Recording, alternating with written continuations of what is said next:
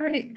Hello and welcome, everybody. My name is Lisa Sawsville. I'm the Executive Director of Vermont Coverts, Woodlands for Wildlife, and we're here to talk about understanding Vermont's mapping tools and how you can use them to help with land management, both on your own property and possibly in your communities. We have with us today Jens Hilke. Jens is with the Vermont Department of Fish and Wildlife and is one of their community biologists, and he'll tell you a little bit more about what he does there with Fish and Wildlife, and he's going to lead us through this whole conversation about the mapping tools that are online that will help us with our land management. Take it away, Jens. Great. Thanks, Lisa. Thanks for joining, everyone. Great to be with you. I'll just start by sharing my screen. And here we go. And Lisa, you're seeing my screen? Thank you. Okay. Yeah, let's jump in. I'm with the Vermont Fish and Wildlife Department, and we believe in the conservation of fish, wildlife, plants, and their habitats for the people of Vermont. That is a big mission. It takes the department in a variety of different directions. My part of that is directing the community wildlife program. So the program provides technical assistance to Vermont municipalities, all 268 of them, and 11 regional planning commissions. A lot of my work is explaining Vermont conservation design and the BioFinder website.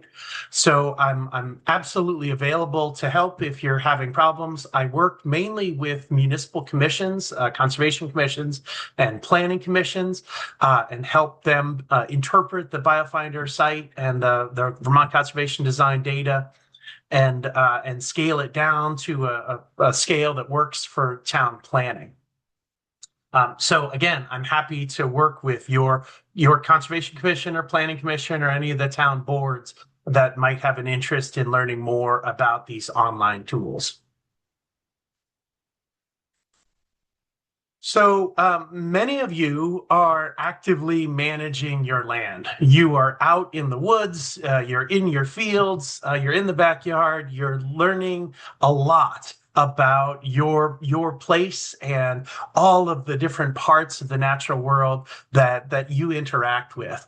And that is incredibly important learning. And nothing is more important than you being in the woods, in the fields, learning about that, learning about the ecology and the land management techniques and all of that.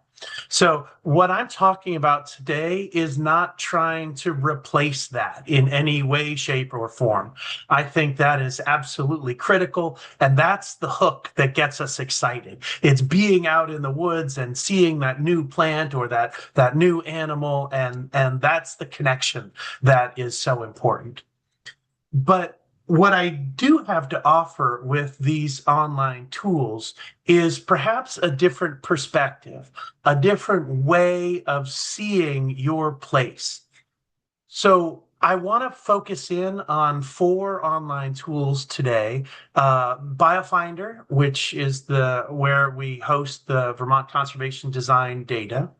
The Vermont Natural Resources Atlas, which is pretty much a clearinghouse of all of the Agency of Natural Resources data set, the VT Parcel Viewer, and VT Culverts.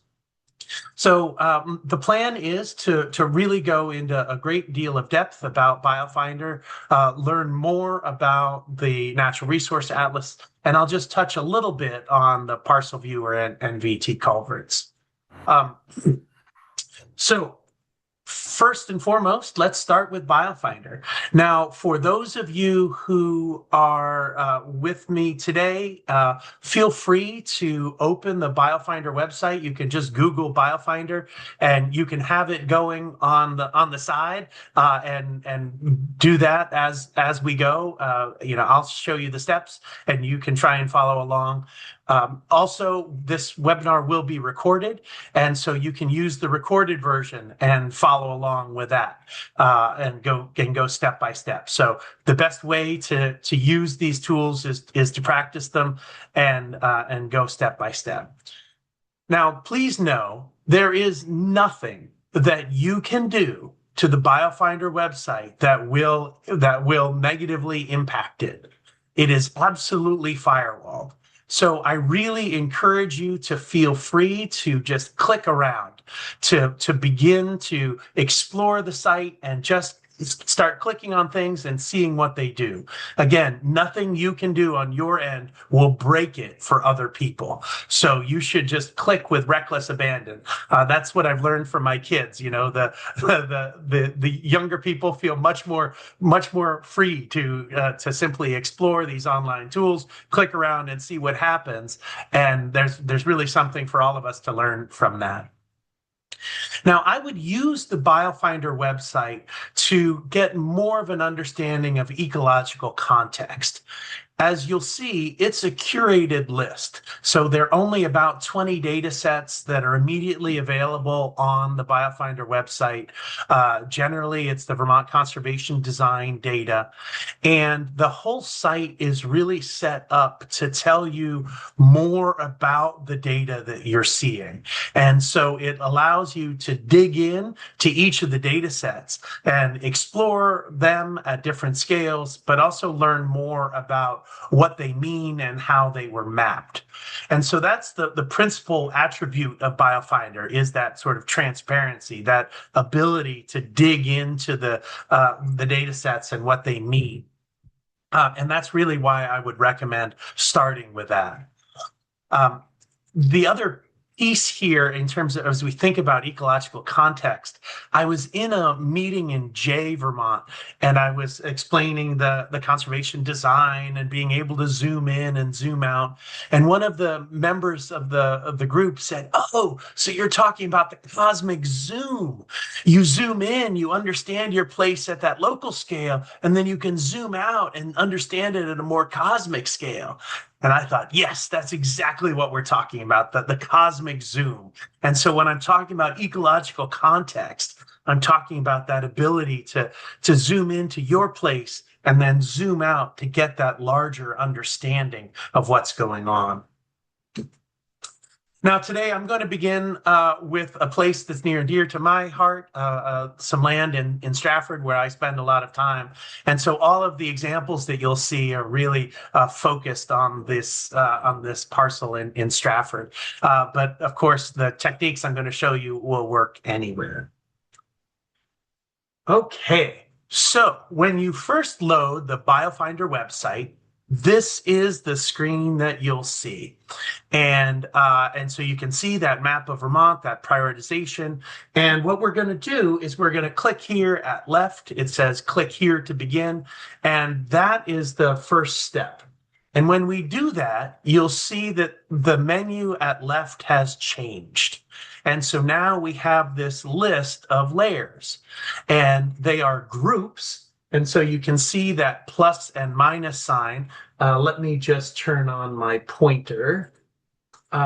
You can see the plus and minus sign. And so that's how you would open up those groups, is using that plus and minus sign. And the blue squares show you what layers are turned on or what groups are enabled. So right now we have that overall priorities landscape scale layer turned on. Now, I said we were going to zoom into Stratford, so let's go ahead and do that. We're going to use the Quick Tools button. So go ahead and click on the Quick Tools, and then this drop-down list will appear, and we're going to go to Zoom to Town. And so we'll go ahead and click on that. And then I've started to type Stratford, and then it pops up below. As I started to type in the menu, the full word Stratford pops up below, and I just click on that word Stratford, and then I hit OK. And so now it has zoomed me to the town boundaries of Stratford. Okay, and I now want to zoom into the parcel. This particular parcel that we're interested in. So you see the plus and the minus sign. It's much like Google Maps. So if you're on a touchpad on a laptop, you would use the plus sign, and then you have your finger on the touchpad to move around left to right. I am using a scroll mouse, and so I just do the zoom in and the zoom out using the mouse. I'll scroll to zoom in, then I'll left click to move the mouse around. So let's go ahead and zoom in, and here is that parcel that I was talking about. So the one we're interested in is this one here. Um, and let's learn a little bit more about that spot. So first of all, what are we seeing right now? Um, so I want to understand. So we are looking at these overall priorities. So this is the ecologically functional landscape. The dark green is highest priority, light green is priority. I'll show you the legend, how to get at the legend in a moment. Um, but that's really what we want to explore. I'm going to go ahead and turn on the species and community scale components. So already I see the landscape scale components, that the whole place is highest priority. Now I'm going to zoom in, understand those species and community scale. So here I've turned those on as well, and you can see a variety of blue circles. Now let's figure out the legend here. So the tool in just to the right of the word layers, we actually call it the hamburger menu. Looks sort of like a hamburger stacked up. I'm going to go ahead and click on that hamburger menu, and it gives me the option to show the legend. And so now you can see at left that the legend has appeared. And so again, the background, the dark green, what we're seeing is that whole area is considered highest priority at the landscape scale.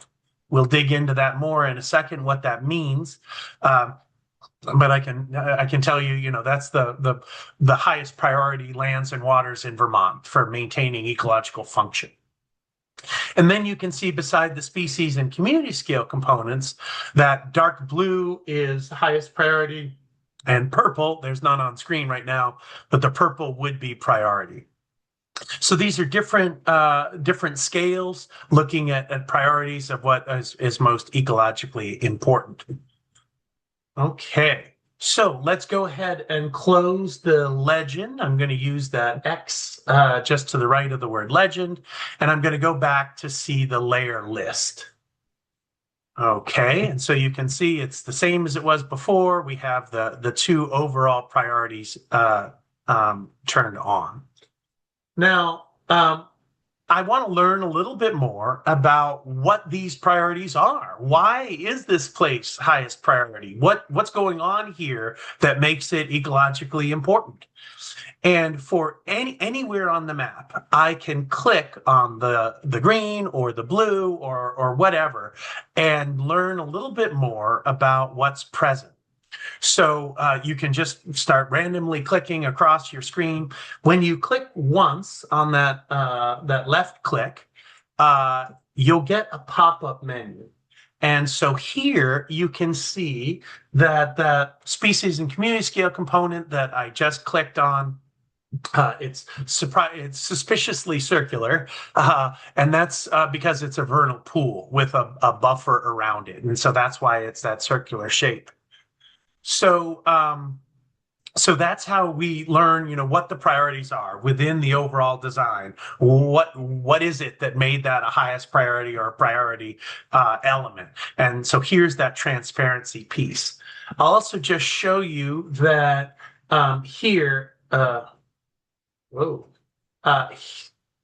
Sorry, right here it says 1 of 2. So I could hit that right arrow and it would tell me about the landscape scale components that are present there. Again, get that transparency. We'll dig in there. We'll dig into that in a second. But this is basic BioFinder functionality. Zoom in, left click on the map, and that tells you what components are present, why that area was considered highest priority or priority at either scale, the landscape scale or that species and community scale. Okay, so now you'll see that in the menu, the word, it's a highest priority vernal pool, right? And so let's go ahead and click on that blue that's just to the left of that word highest priority, because I want to learn a little bit more. What is a vernal pool? Why are they ecologically important? How are they mapped? How accurate is that mapping? Where did that come from? What does this all mean? So when I go ahead and click on that blue link, it takes me to the summary for that data set. Now, this isn't particular to that vernal pool. At this scale, it's just telling us what is a vernal pool generally, why is it important, and how was the data set made. You'll see at the bottom, I can get way into the weeds, that link to the technical abstract. That will give me even more specific scientific information about what the data set shows and how it was made. But the summary is just a great place to start to learn a little bit more. Okay, what is this component? Why is it important? Where did that data come from? And so for any of the layers that show up in BioFinder from the conservation design, there's one of these component summaries. And so I can dig into what each of those components, what that means and why it was important. So again, that's different than the other online tools that we'll show you today, and that's really specific to BioFinder, but that's that transparency piece that I think is so important here. Now, in the top left, you'll notice that the summary is actually a new tab in my browser. So I'm running Chrome here, and I have two different browsers, and the summary is a separate window. So I'm just going to switch over to that other window where the BioFinder map is. So I'm going to click on that Vermont A&R BioFinder 4 on the top left.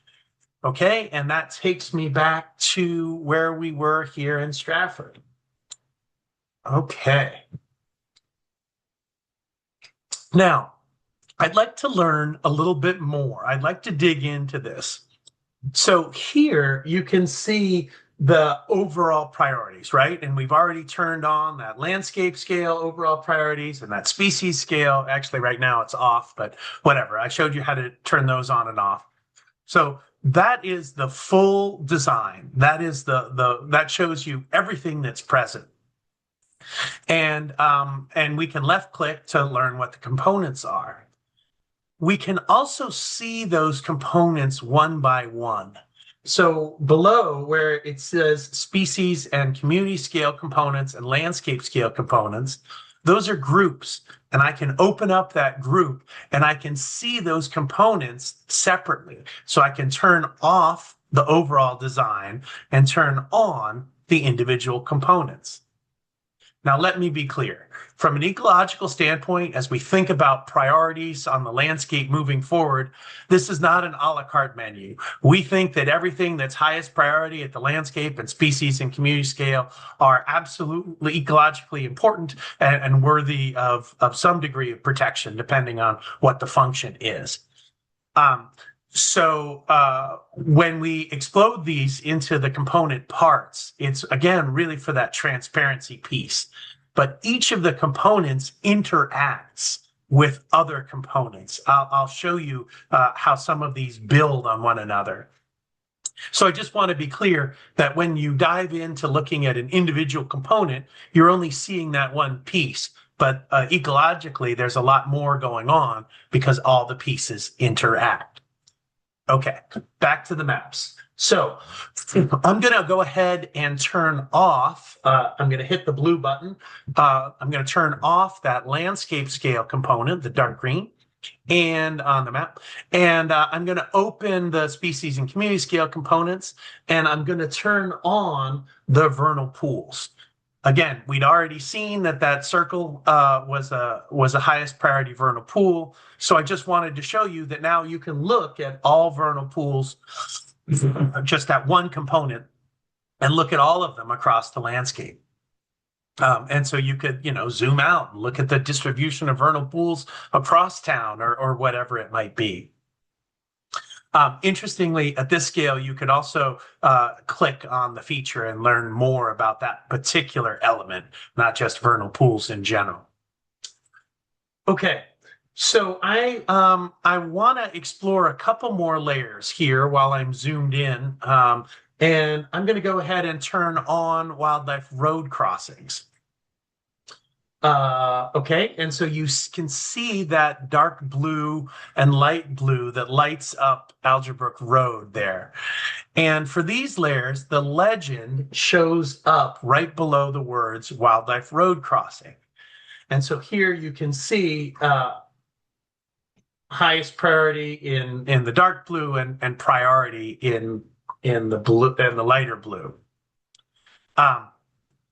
And so this begins to, as you know, as I think about this parcel and what I might learn from these online maps that is different from what I might learn on the ground, I'm beginning to see that, hey, this section of road actually is special because there are trees on both sides of the road. And so that's a likely wildlife road crossing.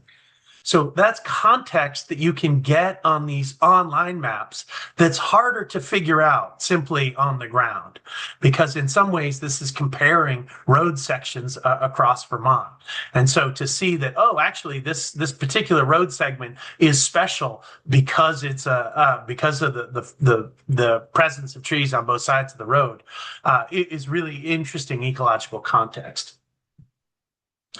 Now, I want to build on this idea of connectivity. I want to think more, so this is telling me that road segment's important because there are trees on both sides, but what's the bigger picture here with respect to wildlife movement across my parcel?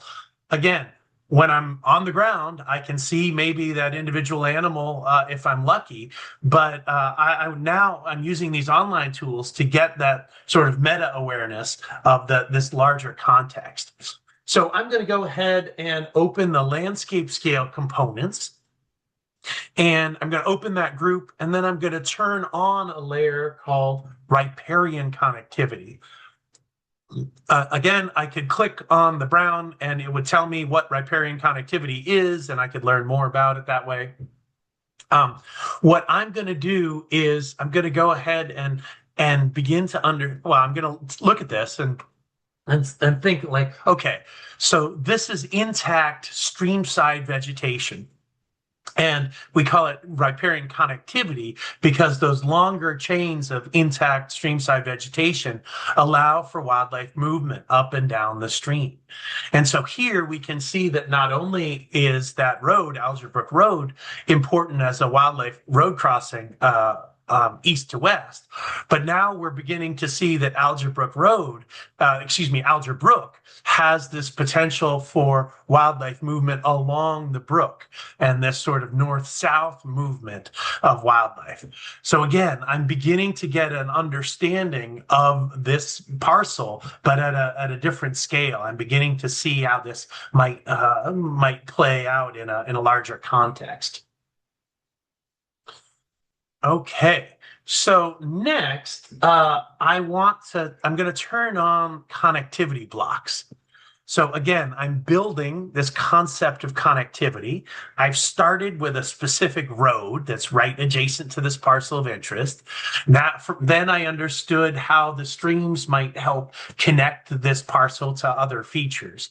But I want to look at these forests more generally and understand, well, is this forest important for connecting habitats across Vermont? So I'm going to go ahead and turn on the connectivity blocks. And sure enough, this entire area is highest priority as a connectivity block. So these are a connected chain of forest blocks that connect forests within Vermont to our neighbors. So the Adirondacks connected to the Greens, connected to the Sutton Mountains of Quebec, Greens connected over to the White Mountains and south to the Taconics and the Berkshires. So this, I'm now learning that this parcel of interest is actually part of this highest priority area. That's really the statewide contiguous connection of forest. And again, the legend showed up at left directly below the words connectivity block. So I can see that that orange means highest priority. Now, I just want to mark this spot because I'm going to zoom out and I don't want to forget where I am. So I'm going to open up the tools menu. And so this is maybe a little bit more advanced, but let's give it a try. So you can see at top right that word tools, and there's a wrench there. I'm going to go ahead and click on that. And it opens up this whole toolbar at the top. And there are all kinds of options here. And I'm going to go to the drawing tool menu, and I'm going to use a rectangle, and I just want to draw a square over this area. I just want to make sure I don't lose it when I zoom out. So I'm going to go ahead and click in the left side, the top left, and then drag the square and click again at the bottom right, and it makes that rectangle for me. Okay.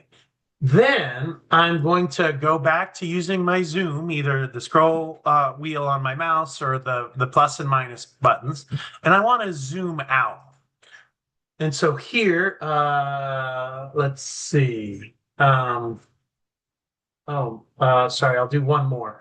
There, you can see that my blue box, you can see the blue arrow points to my blue box. And so now I've begun to understand that that connectivity block that my parcel of interest is a part of is actually part of this huge chain that connects from the Green Mountains through the Upper Valley and up north into the Northeast Kingdom. So again, we're talking about ecological context. We're talking about using these mapping tools to get an understanding of your place that you couldn't possibly get simply on the ground. And so this is that kind of meta understanding that actually that forest that I walk through is in fact connected in this huge network of forest across Vermont.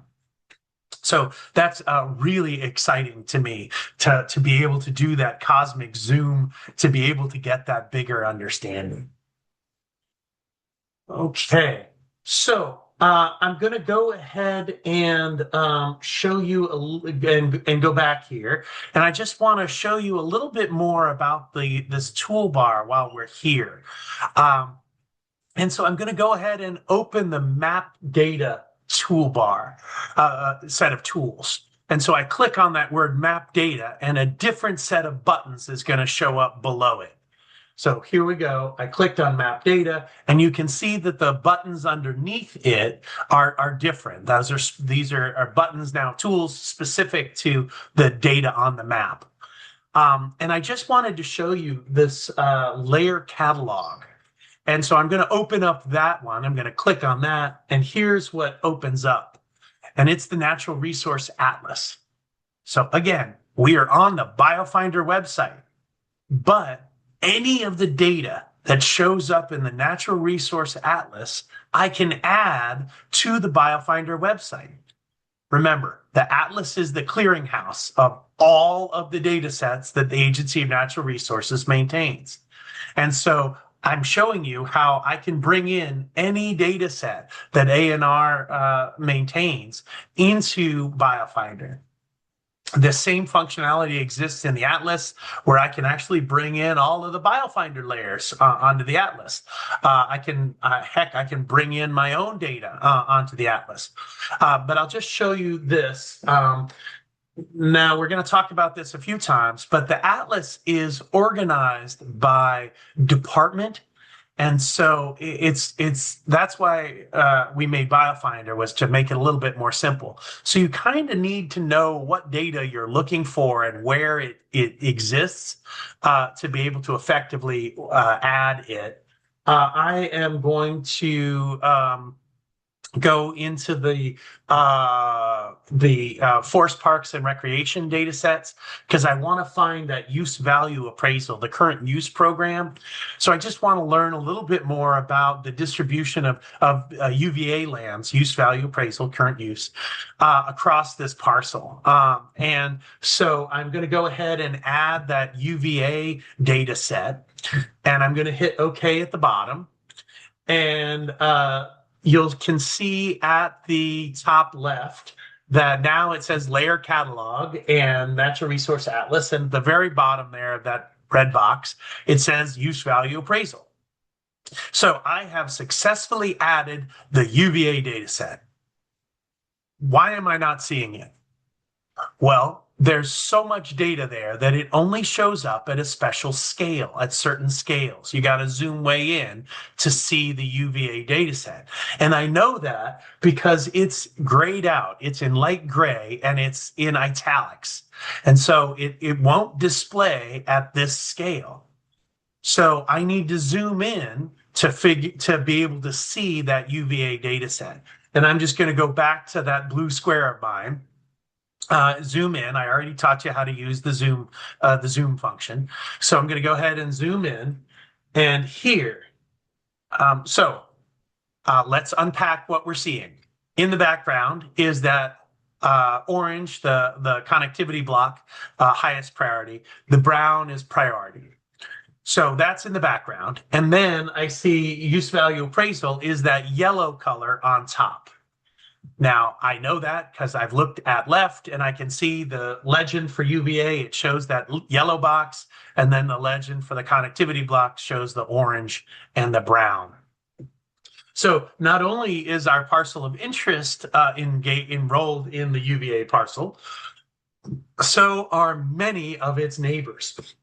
And it's pretty tremendous to see how much enrollment there is in the UVA program in this area. And so, again, that's knowledge that might be hard to get on the ground. That sort of context of, well, which of these parcels are UVA? Which of these parcels have a management plan? Which of these parcels maybe are unlikely to get developed anytime soon? All right. So, lastly, I just want to switch gears here. I'm going to go back to that main screen of BioFinder. But I wanted to show you that there's actually a little bit more data available here on BioFinder than you might have first thought. So, of course, there's all of the data that you see at left, all of those groups, you can expand them. And together, all of those species and community scale components add up to that overall priority. All of those landscape scale components add up to that overall priority. So I already have looked through all of those, but now I'm going to go to the map theme. And I just want to show you that when I click on that word, this is the prioritization theme. Again, it's Vermont Conservation Design. So these are the priorities, right? But I can go back and see some of the raw data, the inventory data that's all the data. And prioritization is the subset. Prioritization is what we selected as the most important. But I can go back to that raw data. So I'm going to click that arrow beside the word prioritization. I'm going to open the set of map themes, and I want to explore the inventory theme. Again, this is the raw data, all the forest, all of the wildlife, everything we know in terms of inventory is seen here. So I'm going to click on that word inventory, and at left, you can see that a whole different suite of maps or map layers is displayed. So everything you see at left has changed. It is a different selection of map layers now in the inventory theme. The location has not changed.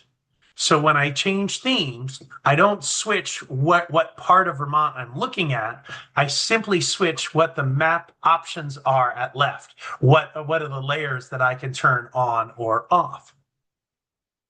So I've opened the theme, the inventory group, and then I've opened the forest pattern group, and I turned on this layer. I turned on this layer for tree cover.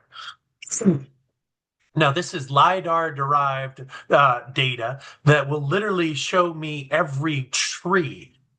It's incredibly high resolution data, but a single tree in the middle of a field will show up here.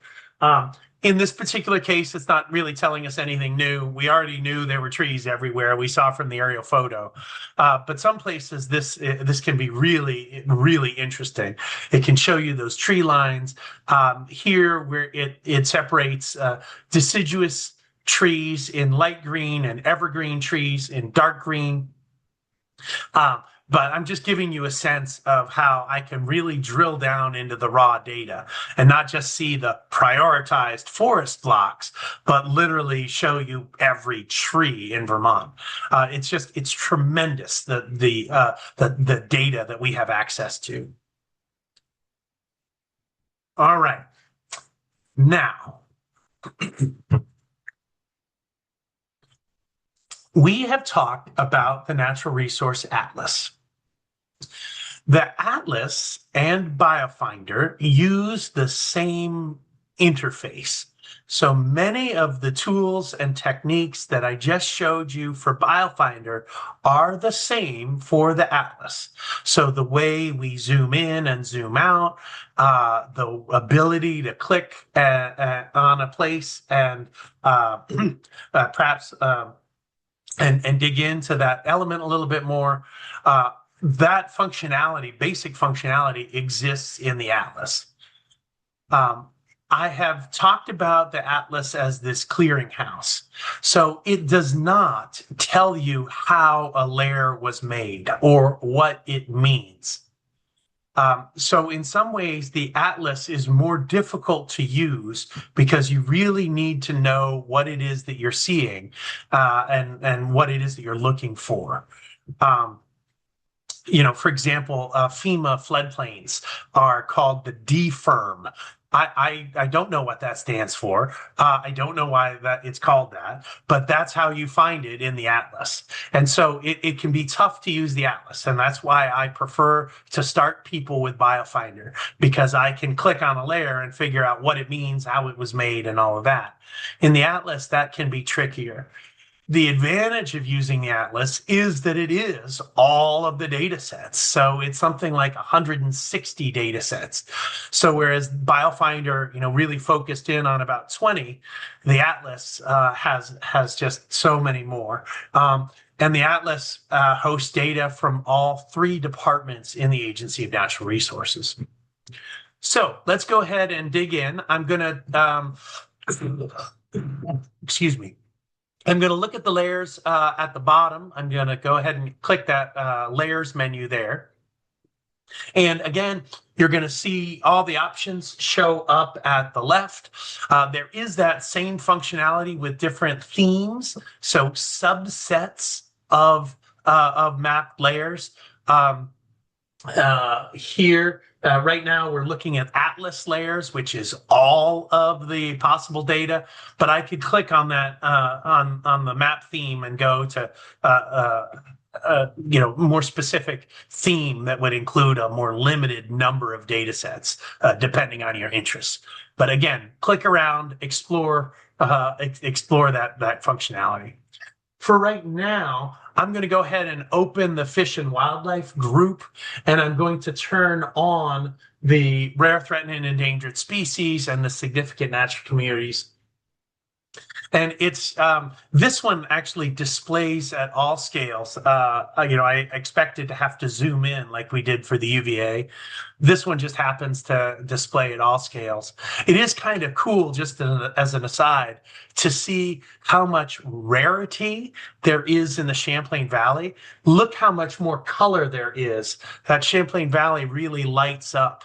And that's because of incredible biological diversity there in the valley that we don't enjoy at the highest peaks in Vermont.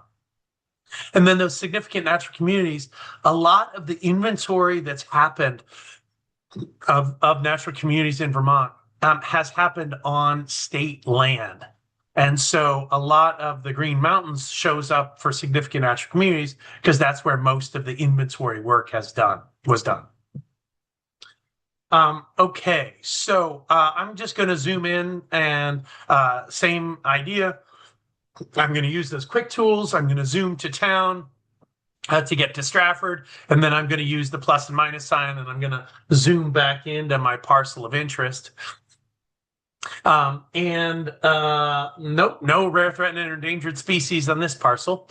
But I am going to, oops, sorry, let me just go back.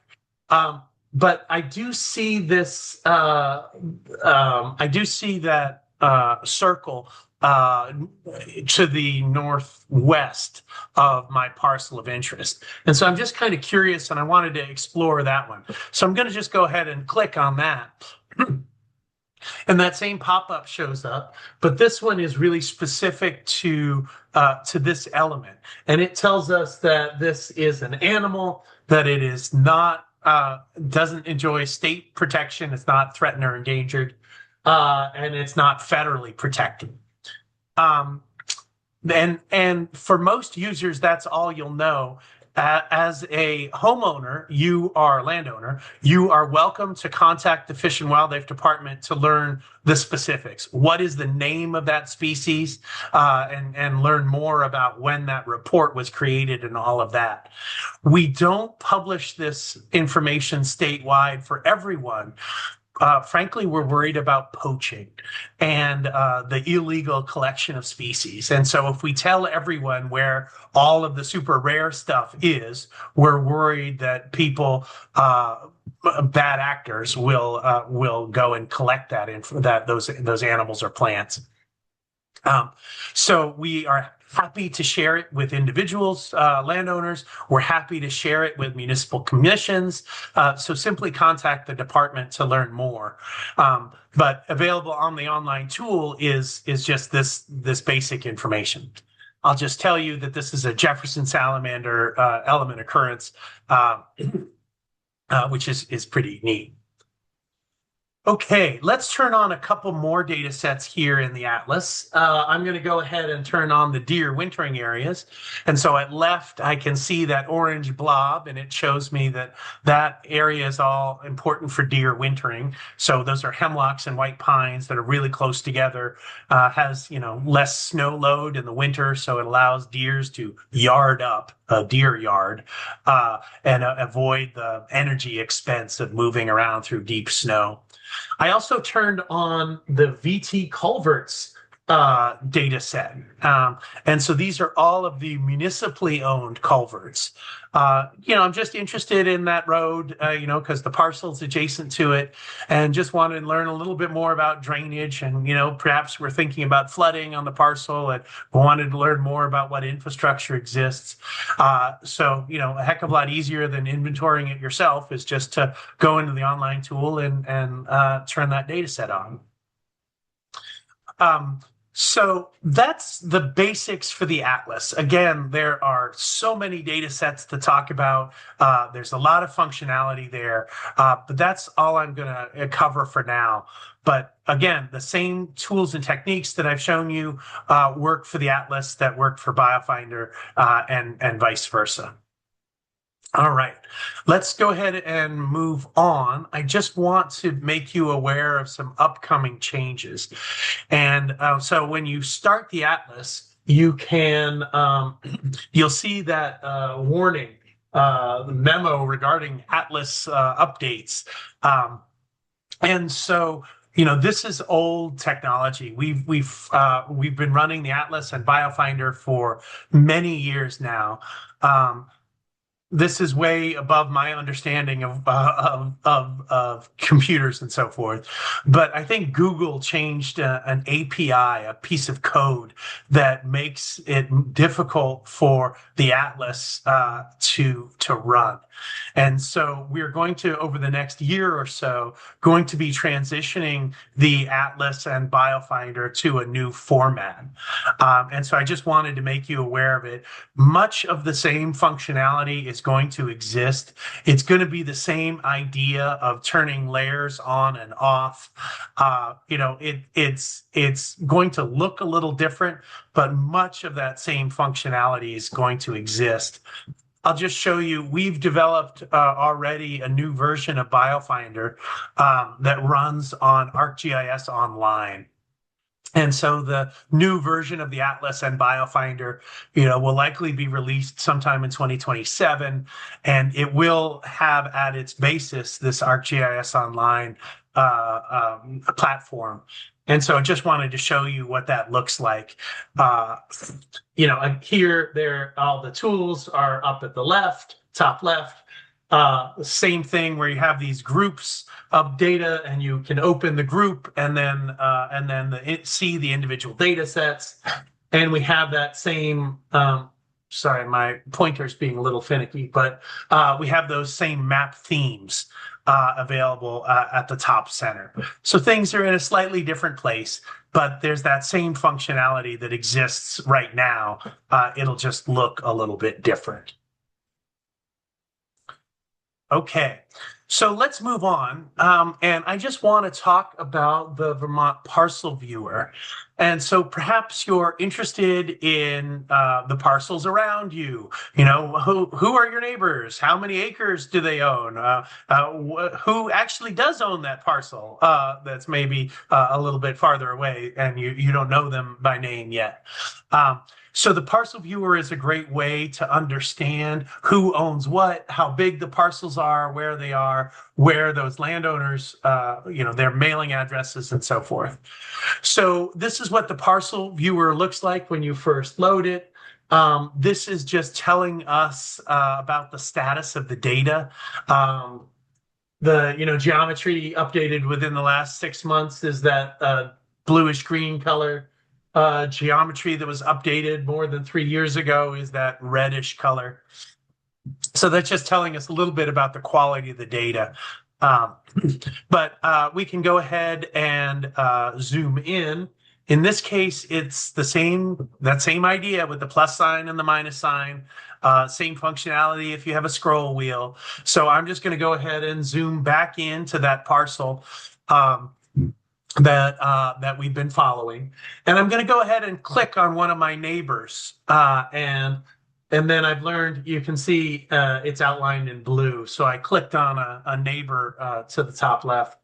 And so this tells me the address of the parcel itself, and then the address of the landowner. And if I scroll down here, it will tell me more information about the listing in the grand list.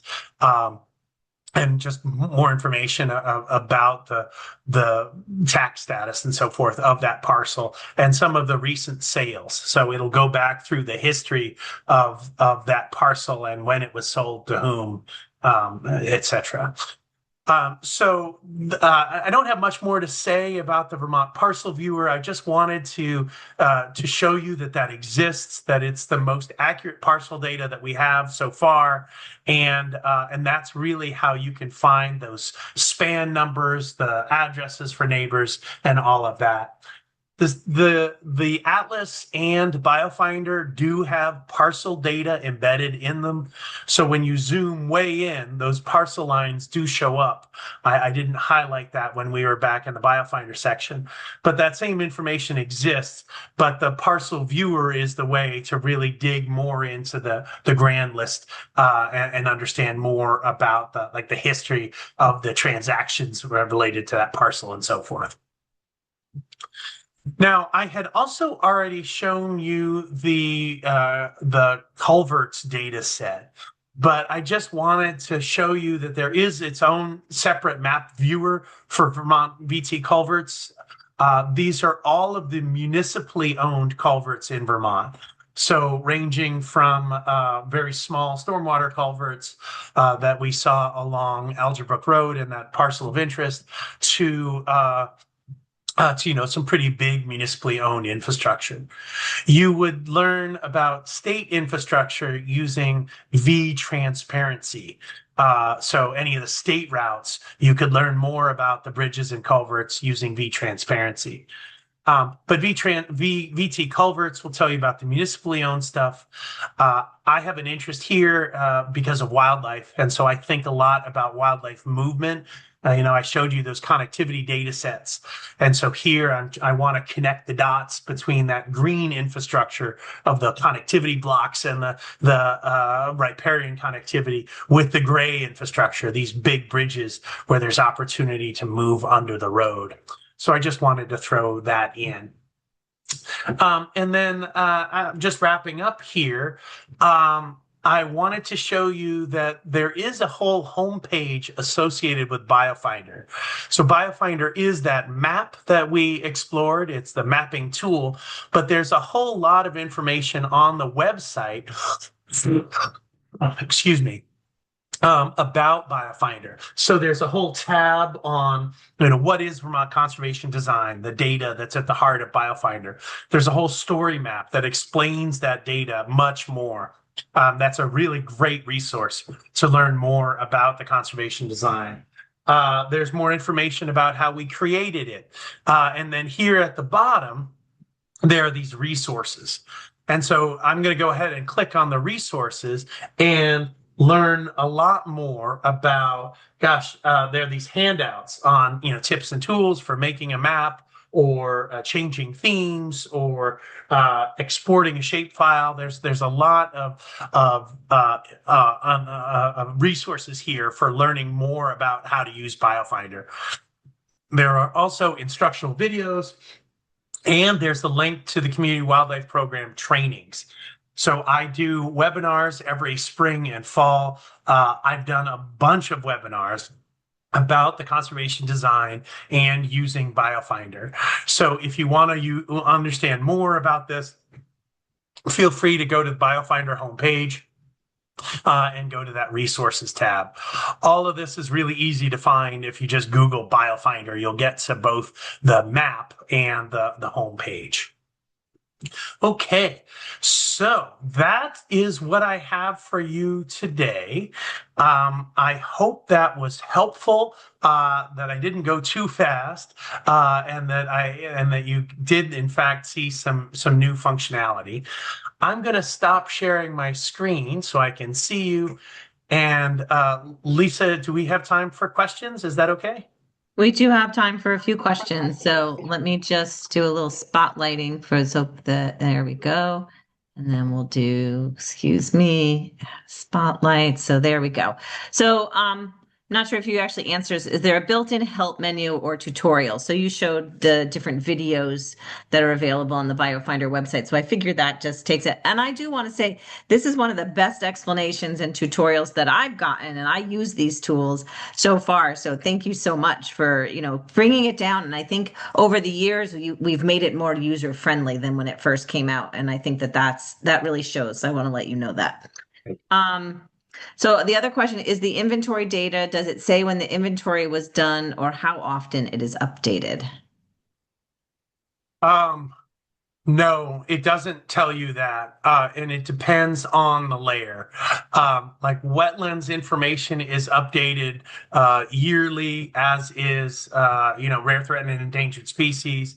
But some of the other data sets are updated a lot less frequently. The forest blocks, the habitat blocks, for example, are updated when we have the money to do a big computer project.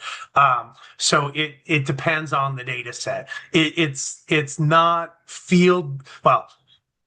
it's not like a resource inventory that you get at the town scale, where the town hires a consultant to do a field-based inventory. These are all of the inventory data sets that the agency maintains. So it depends on the layer when that work was done.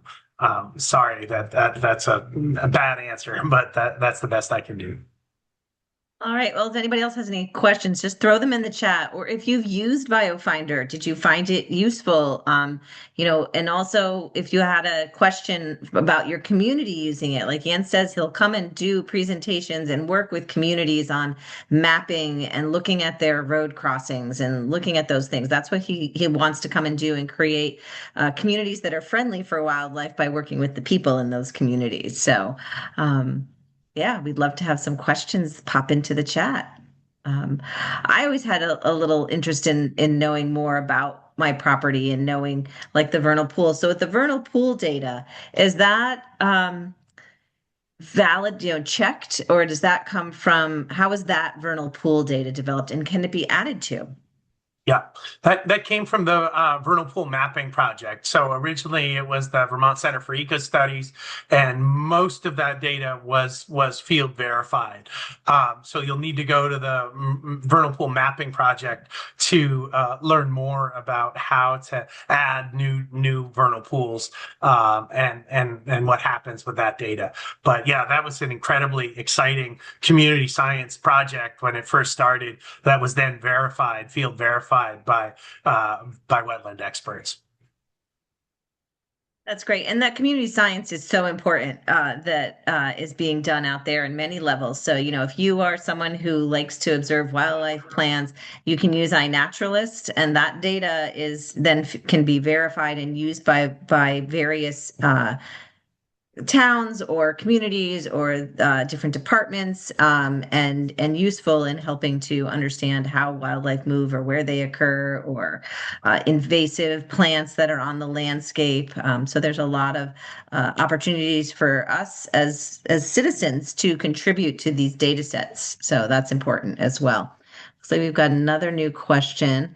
Um, so someone's interested in soils. Would they look in the atlas for soils? So that's where they would go, not to BioFinder. Yeah, well, you could do it through BioFinder in that layer catalog that I showed, but it would be easier just to go to the atlas, and then it would be under the geology tab, that group, and you would expand that geology group, and there'd be separate data sets for the full inventory. And with soils data, it can you it it's just there's so many different classes of soils data that it's really overwhelming. But you can just click once you have the soils layer open, you can just click on a particular spot and it will tell you what that class of soil is. Limon, extremely rocky, silt loam, or whatever it might be called. And really dig into an individual feature. So soils data would be there. Yeah.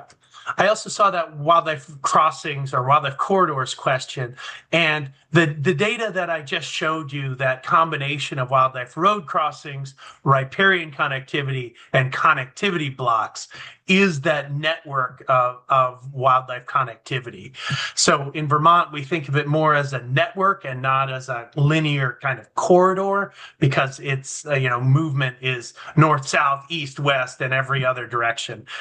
So it's much more of a network. But those data sets that I showed you do express what that network looks like. Excellent. Thank you so much, Jens. It looks like that's all the questions for now. Jens had put up his contact information. For those of you who want to rewatch this, we will be posting this again, and that will be really helpful I know I do this with instructional videos, is I put it up and I pause it and then I go and do what they told me and then I go back. And so this will be up there for you to be able to do that. So you can zoom onto your own space the way that Jens zoomed into that Stratford property. So I think that's really a great opportunity. Jens, any last minute words or ideas or concepts you want to share? No, I just want to say thank you so much. It's a real pleasure to be with you. And again, you can't break these tools. So just feel free to just go for it. That I think that reassurance is the most important thing when using these tools, is just that freedom to go for it. Well, that's great, Jens. Thank you so much. Again, Vermont Coverts loves hosting these kinds of online programs. If you have something of interest you'd like to see or hear, please let me know, lisa@vtcoverts.org. And have a great afternoon. And thank you, everybody. Take care, everyone.